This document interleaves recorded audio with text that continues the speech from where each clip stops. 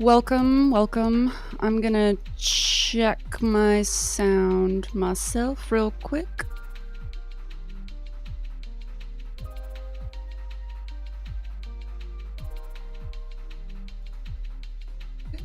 Yep, working. All right. These are really short stories from the Jataka Tales of India, recorded by Marie L Shedlock. Hi, boy. How's it going? I have to question all the names of these authors, really. I mean, Shedlock, come on, man. So, today's first story is The Spirit That Lived in a Tree. And it came to pass that the Buddha was reborn as a tree spirit. Now there reigned at Benares at that time a king who said to himself, "All over India the kings live in palaces supported by many a column. I will build me a palace resting on one column only. Then shall I in truth be the chiefest of all kings."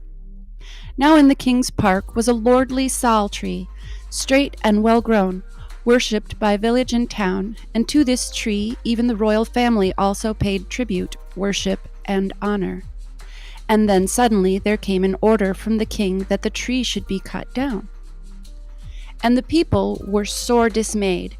But the woodman, who dared not disobey the orders of the king, came to the park with hands full of perfumed garlands, and encircling the tree with a string, fastened to it a nosegay of flowers, and kindling a lamp, they did worship, exclaiming, "O tree, on the 7th day must we cut thee down, for so hath the king commanded. Now let the deities who dwell within thee go elsewhither, and since we are only obeying the king's command, let no blame fall upon us and no harm come to our children because of this." And the spirit who lived in the tree, hearing these words, reflected within himself and said, "These builders are determined to cut down this tree and to destroy my place of dwelling. Now my life lasts only as long as this tree. And lo, all the young sal trees that stand around, where dwell the deities, my kinsfolk, and they are many, will be destroyed. My own destruction does not touch me so near as the destruction of my children. Therefore must I protect their lives." Accordingly, at the hour of midnight, adorned in divine splendor, he entered into the magnificent chamber of the king, and filling the whole chamber with a bright radiance, stood weeping beside the king's pillow. At the sight of him, the king, overcome with terror, said, "Who art thou, standing high in the air, and why do thy tears flow?" And the tree god made answer, "Within thy realm I am known as the lucky tree. For 60,000 years have I stood, and all have worshipped me. And though they have built many a house and many a town, no violence has been done to me. Spare thou me also, O king." Then the king made answer and said, "Never have I seen so mighty a trunk, so thick and strong a tree. But I will build me a palace, and thou shalt be the only column on which it shall rest, and thou shalt dwell there forever." And the tree said, "Since thou art resolved to tear my body from me, I pray thee cut me down gently, one branch after another, the root last of all." And the king said, "O woodland tree, what is this thou askest of me? It were a painful death to die. One stroke at the root would fell thee to the ground. Why wouldst thou die piecemeal?" And the tree made answer, "O king, my children, the young sal trees, all grow at my feet. They are prosperous and well sheltered. If I should fall with one mighty crash, behold, these young children of the forest would perish also." And the king was greatly moved by this spirit of sacrifice, and said, "O great and glorious tree, I set thee free from thy fear, and because thou wouldst willingly die to save thy kindred, thou shalt not be cut down. Return to thy home in the ancient forest." That's the end of that one. Hi, Skull. Hi, Love. Good to see y'all today. Short stories this afternoon. The next tale is The Hare That Ran Away, also by Marie Shedlock. And it came to pass that the Buddha, to be, was born again as a lion. Just as he had helped his fellow men, he now began to help his fellow animals, and there was a great deal to be done.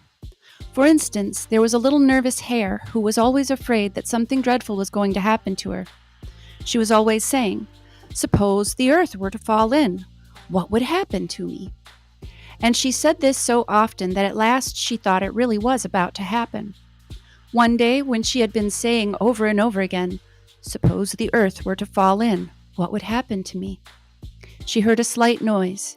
It really was only a heavy fruit which had fallen upon a rustling leaf, but the little hare was so nervous she was ready to believe anything, and she said in a frightened tone, "The earth is falling in."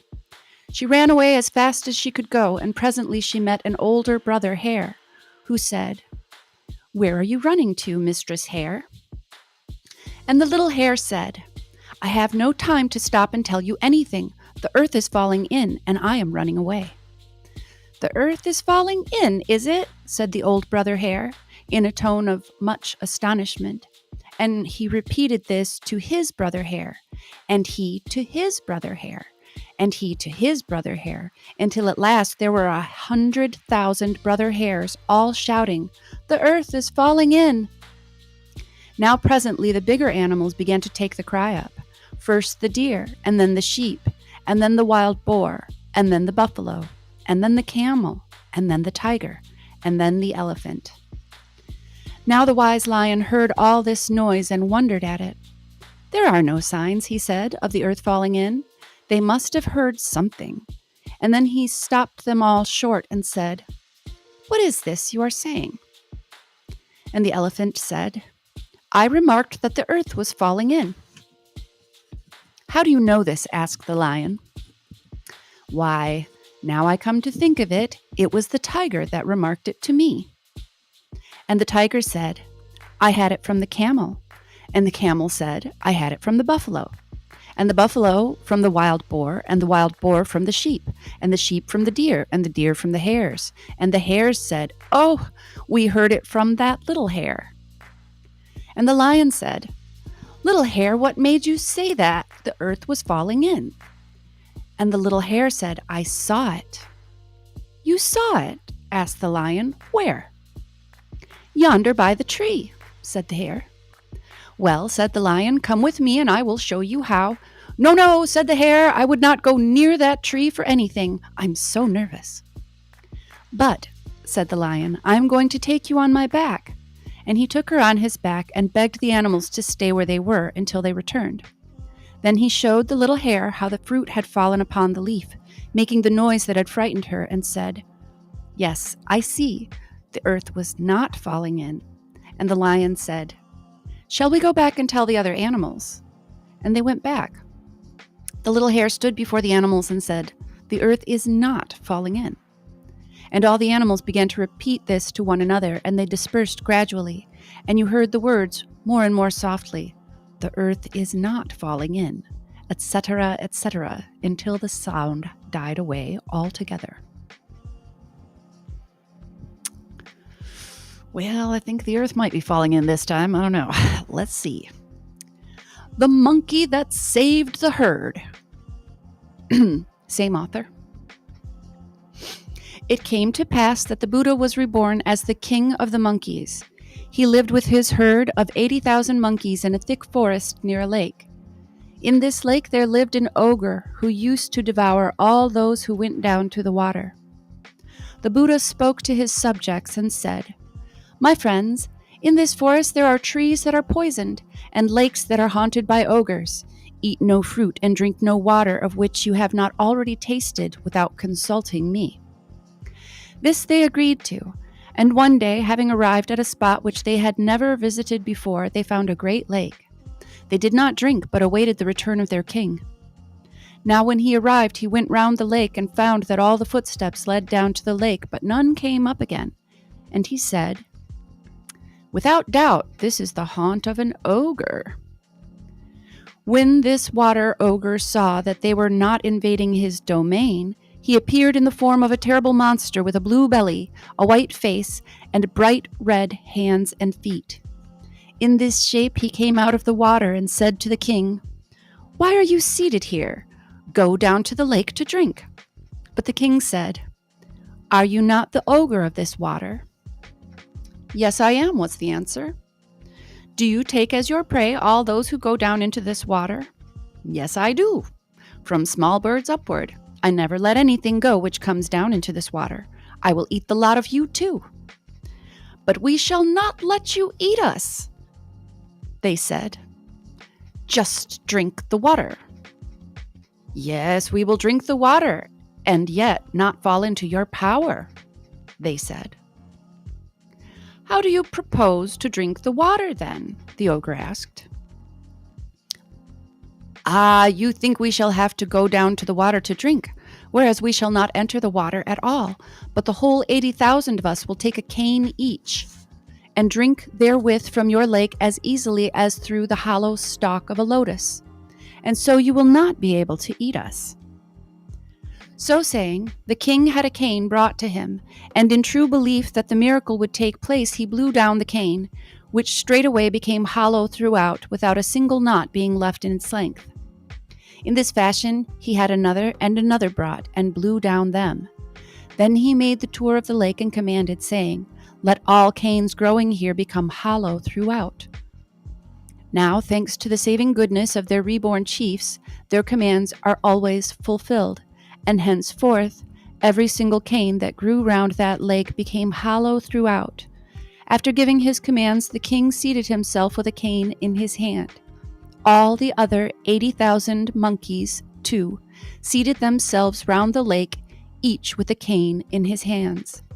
At the same moment when the king sucked up the water through his cane, they all drank in the same manner, as they sat on the bank. This was the way they drank, and the ogre could get no power over any of them, so he went off in a rage to his habitation. The king, with his following of 80,000 monkeys, went back to his forest.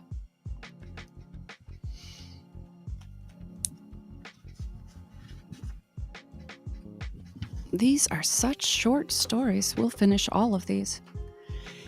The elephant that was honored in old age. And the Buddha, as prime minister, served the king. Now there was a certain she-elephant endowed with great might, which enabled her to go 100 leagues a day. She did the duties of messenger to the king, and in battle she fought and crushed the enemy. The king said, "She is very serviceable to me." He gave her ornaments and caused all honor to be shown her. Then, when she was weak from age, the king took away all the honor he had bestowed. From that time she was unprotected and lived by eating grass and leaves in the forest. And one day the chief potter had not enough oxen to yoke the carts which carried the material for making clay. And the king said, "Where is our she-elephant?" "O king, she is wandering at her will in the forest," said he. And the king said, "Do thou yoke her to the cart." And the potter said, "Good, O king." And he did, even as the king commanded. But when this insult was offered to the elephant, she came to the prime minister and said, "O wise being, I pray you listen to my tale. When I was young, great strength was mine, and I did walk 100 leagues to bear the king's messages, and with weapons bound upon my body. I did take part in battle, crushing the enemy beneath my feet. And now I am old, and the king hath withdrawn all the honors he bestowed upon me, and not content with allowing me to wander and feed on grass, unprotected in my old age, he has even caused me to be yoked to the potter's cart, as are the oxen." Then the Buddha promised that he would plead her cause, and appearing before the king, he asked, "Great king, did not a she-elephant covered with weapons do battle for thee? And on such and such a day, with a writing upon her neck, did she not go 100 leagues on a message? Thou didst bestow upon her great honor. I pray thee tell me, where is she now?" And the king, in some confusion, made answer, "Behold, she is yoked to a cart." Then did the Buddha speak in sorrowful anger to the king and rebuked him, saying, "Thou hast yoked this elephant to a cart after all the services she has rendered. Then was the honor only bestowed because of more services expected." And all who heard him received his instruction, and the king restored the she-elephant to her former place of honor.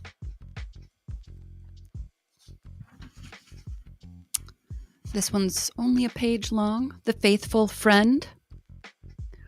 Long ago, when Brahmadatta was reigning in Benares, the Bodhisattva became his minister. At that time, a dog used to go to the state elephant's stable and feed on the lumps of rice which fell where the elephant fed. Being attracted there by the food, he soon became great friends with the elephant and used to eat close by him. At last, neither of them was happy without the other, and the dog used to amuse himself by catching hold of the elephant's trunk and swinging to and fro. But one day there came a peasant who gave the elephant keeper money for the dog and took it back with him to his village. From that time, the elephant, missing the dog, would neither eat nor drink nor bathe, and they let the king know about it.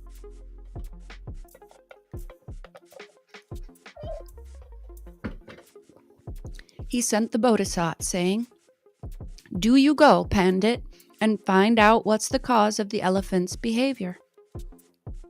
So he went to the stable, and seeing how sad the elephant looked, said to himself, "There seems to be nothing bodily the matter with him. He must be so overwhelmed with grief by missing someone, I should think, who had become near and dear to him." And he asked the elephant keepers, "Is there any one with whom he is particularly intimate?" "Certainly, sir. There was a dog of whom he was very fond indeed." "Where is it now?" asked the Bodhisattva. "Some man or other took it away," they answered. "Do you know where the man lives?" asked the Bodhisattva. "No, sir," they answered. Then the Bodhisattva went and told the king, "There's nothing the matter with the elephant, your majesty, but he was great friends with a dog, and I fancy it's though missing it that he refuses his food." When the king heard what he said, he asked what was now to be done. "Have a proclamation made, O king, to this effect. A man is said to have taken away a dog of whom our state elephant was fond, in whose house soever that dog shall be found, he shall be fined so much." The king did so, and as soon as he heard of it, the man turned the dog loose. The dog hastened back and went close up to the elephant. The elephant took him up in his trunk and placed him on his forehead, and wept and cried, and took him down again. Then the king paid great honor to the Bodhisattva for knowing the motives even of animals.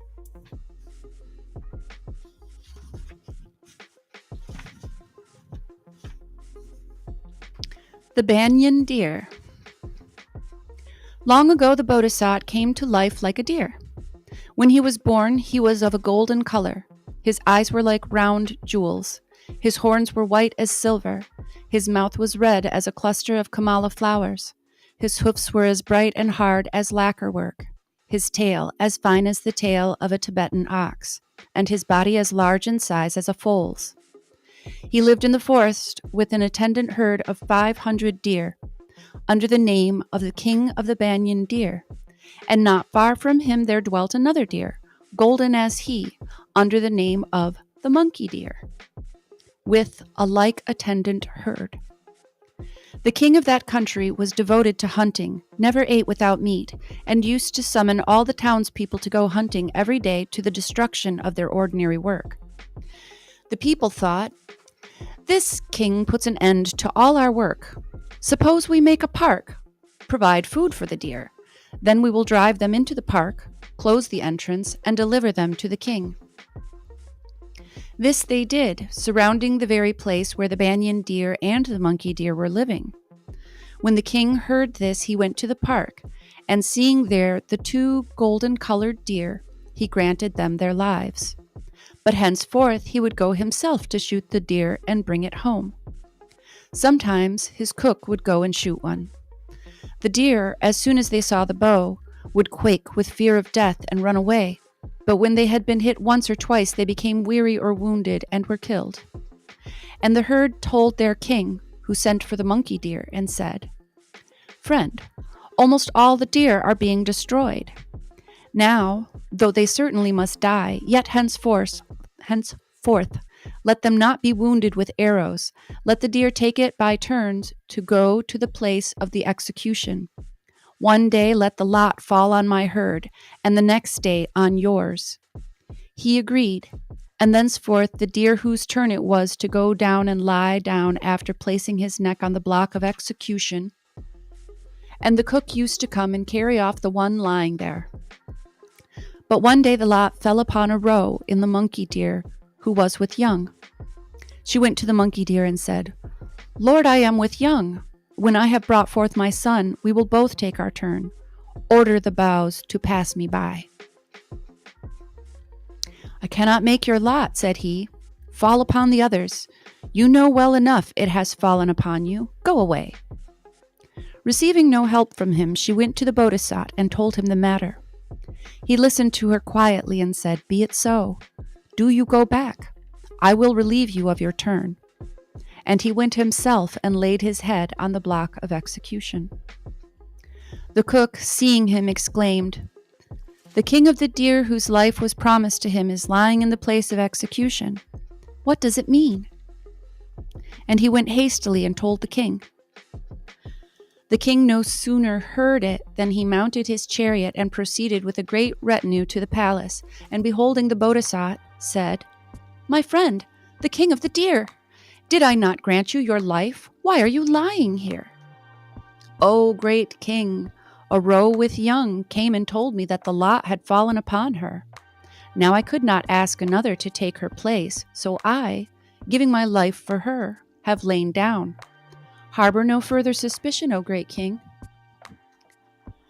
"My lord, the golden-colored king of the deer, I never yet saw, even among men, one so full of forbearance, kindness, and compassion. I am pleased with thee in this matter. Rise up. I grant your lives, both to you and to her." "But though we be safe, what shall the rest do, O king of men?" asked the deer. "Then I grant their lives to the rest, my lord." "Thus, then, great king, the deer in the park will have gained security. But what will the others do?" asked the Bodhisattva. "They also shall not be molested," replied the king. "Great king, even though the deer dwell secure, what shall the rest of the four-footed creatures do?" asked the Bodhisattva. "They shall also be free from fear." "Great king, even though the quadrupeds are in safety, what shall the flock of birds do?" "Well, I grant the same boon to them," answered the king. "Great king, the birds then will obtain peace, but what of the fish who dwell in the water?" The king answered, "They shall have peace as well." Then the great being, having interceded with the king for all creatures, said, "Walk in righteousness, O great king, doing justice to fathers and mothers, to townsmen and landsmen. You shall enter, when your body is dissolved, the happy world of heaven." Hello. The roe gave birth to a son as beautiful as buds of flowers, and he went to playing about with the monkey deer's herd. But when its mother saw that, she said, "My son, henceforth go not in his company. You may keep to the banyan deer's herd." Now after that, the deer, secure of their lives, began to eat men's crops, and the men dared not strike them or drive them away, recollecting how it had been granted to them that they should dwell secure. So they met together in front of the king's palace and told the matter to the king. "When I was well pleased, I granted the leader of the banyan herd a boon," said he. "I may give up my kingdom, but not my oaths. Begone with you. Not a man in my kingdom shall be allowed to hurt the deer." When the banyan king heard that, he assembled his herd and said, "Henceforth you are not allowed to eat other people's crops." And so forbidding them, he sent a message to the men. Henceforth let the husbandmen put up no fence to guard their crops, but let them tie leaves round the edge of the field as a sign. From that time, they say, the sign of the tying of the leaves was seen in the fields, and from that time not a single deer trespassed beyond it, for such was the instruction they received from their king, the Bodhisat. And the Bodhisat continued thus his life long to instruct the deer, and passed away with his herd, according to his deeds. And that is the end of the Jataka Tales of India, short story form. We've only been going for a half an hour. We have Stories of the American Indians. I'll give a quick shout out to everybody in the chat. Kimba, very nice to see you. Zeralath, Skull Asylum, Love Kung Fu Shaolin, and Mr. Voy. I could continue into the Stories of the American Indians, the first one being The Coyote and the Fox, recorded by Elizabeth W. DeHuff. These are also very short, 1 and 2 page stories. So let's read a few. The Coyote and the Fox. Owewe Hambayo, which means long time ago, a fox felt very hungry, so he went down into Prairie Dog Town and caught a fine fat prairie dog. Then he built a fire of dry rabbit brush. When the brush had all burned up and left a pile of coals, Mr. Fox took his prairie dog and covered him all the way with hot ashes. That was the way he always roasted meat for his dinner. It required some time for the prairie dog to roast, so Mr. Fox lay down and went to sleep. Very soon Mr. Coyote came along. Sniff, sniff. He could smell meat roasting, and it smelt very delicious. He saw Mr. Fox fast asleep, so he slipped quietly over to the pile of ashes, stuck his paw in, and pulled out the prairie dog. He ran behind a bush and ate all the meat off, but he left the bones. Then he took a bone and greased the fox's mouth all around with the greasy end of it. After that, he put the bones back under the hot ashes and ran away. When Mr. Fox awoke, he could smell prairie dog grease. He licked his tongue out and tasted grease all around his mouth. Surely I have not eaten the prairie dog while I was asleep. No, I feel too hungry. But where did this grease come from on my mouth if I did not eat him? Mr. Fox was very much puzzled. He went over to the ashes and caught hold of a prairie dog foot and pulled. Out came a long leg bone without any meat on it. This is funny, thought he. Just then he spied some tracks in the sand. Oh-ho, said he. Now I understand it all. Coyote Man has played a trick on me and eaten my prairie dog. I'll catch him and kill him for this. So Mr. Fox trotted off, following the coyote tracks. He found the coyote by a high cliff. Mr. Coyote saw Mr. Fox coming, and he knew he was angry. He did not have time to run away, so he just leaned against the cliff and called, "Oh, Fox Man, come here quick and help me. Look up there, this cliff is falling. It will kill us both." Mr. Fox looked up. The clouds were passing over the cliff and made the cliff look as if they were really falling. Mr. Fox jumped quickly over by Mr. Coyote and leaned against the cliff just as hard as he could to hold it up. As soon as Mr. Fox leaned on the cliff, Mr. Coyote jumped away. He made a big jump, just as if the cliff might really fall on him. "Hold the cliff up, Fox Man, while I go get a stick to prop it up with." Then Mr. Coyote ran away and left Mr. Fox leaning hard against the cliff. Mr. Fox stayed there all day, waiting for Mr. Coyote to bring with the stick. Late that evening he looked up and there were no clouds passing, so he could see that the cliff was not falling. He knew that the coyote had played another trick on him, so he was angrier than ever. Again he followed the coyote tracks and found the coyote down by the river. When Mr. Coyote saw Mr. Fox coming, he called, "Oh, Fox Man, come quick and see what I have for you. I found a cheese and I saved half of it for you, but it has fallen into the river, look." Hey, London. And Mr. Fox looked down into the water. There was the reflection of the half moon in the water. It looked just like the half of a round cheese, and Mr. Fox's mouth began to water for a taste of it. He was very hungry. "I wonder how I can get that cheese," he said. I'll tell you how. Let me tie the end of this rope, for Mr. Coyote had a rope already, around your tail and tie the other end to this big stone. Then you can jump into the river and get the cheese. When you have got hold of it, call me and I will pull you out." Mr. Fox thought that was a good scheme, so he let Mr. Coyote tie the rope around his tail and around the stone. Then Mr. Fox jumped into the river with a big splash. As soon as he did, Mr. Coyote threw the stone in after him, and if the rope had not slipped off Mr. Fox's tail when it got wet, that would have been the end of poor Mr. Fox.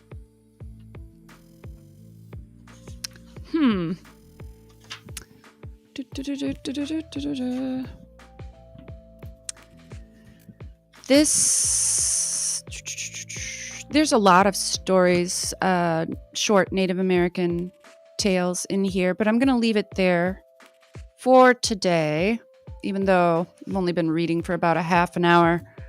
I got to get out of here. We missed the whole thing, JP. I'm just getting ready to jump off. Very short reading today. I'm kind of burnt out on everything. I don't know. I think it was all the maple syrup making really just sapped me. How's that for funny? I've been sapped. And I had a slightly disappointing conversation with my little brother today. So I'm going to leave it all there for you. These stories are actually very child appropriate if any of you want to turn them on for your children at bedtime. No swearing, not too scary, nothing too bad. So I'm going to head off to get a walk in somewheres today. Wish you all very happy hours and happy returns. I will see you soon. Just JP, London McLovin, Kimba. Whoops, there goes my phone. Shoot. Phone was not supposed to ring. Kimba, Skull Asylum, Love Kung Fu, Shaolin, Zaralath Immortal, and Mr. Voy. I'll see you all very soon. And happy Thor's Day. Best wishes, little fishes.